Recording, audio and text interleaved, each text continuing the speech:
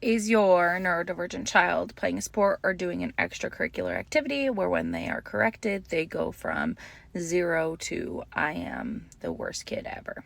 If so, you need to watch this. We know that neurodivergent brains are more likely to have rejection-sensitive dysphoria, which means that they feel rejection, perceived rejection, criticism on a deeper level and more like physical pain than neurotypical kiddos. So here's what you're going to do. You are going to talk to your child. You're going to talk to the coach. First, you're going to talk to your child and tell them that when they participate in this extracurricular or sport, they will be given feedback to help them improve.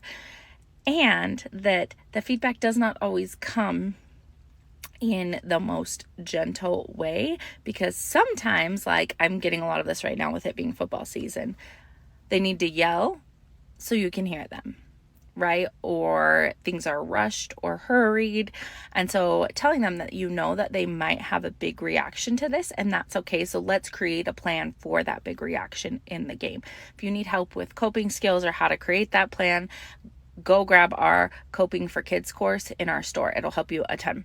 So create a plan with your child for what they can do in the middle of practice, in the middle of a game. I know there's been questions about horseback riding, whatever their situation is, make a plan for it. 2, you're going to talk to the coach or the person helping them, and you're going to let them know that your child has this intense reaction to perceived criticism because of their neurodivergence, that you're working with them on it, but let them know some things that they can do. And here's some suggestions. If they have to yell at your child across a field, that's cool, but maybe afterwards reassuring them hey, I'm not mad at you. I was just trying to yell so you could hear me. Or, hey, I'm not upset. I want you to correct this little thing because it will make it so much easier for you out there. Having that repair or follow up afterwards is so important. The other thing is in moments where criticism can be delivered on the side and not in front of the whole team. I know that's not always possible, but in those moments, being able to do that and do it in a softer way. Now, if the coach isn't open to this, I suggest finding a new coach or team.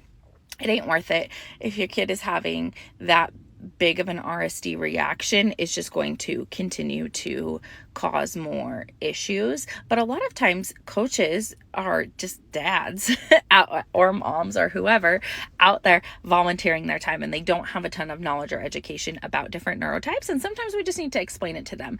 I know that with my son who is neurodivergent, there's certain specific ways that you can explain things to him that are more helpful.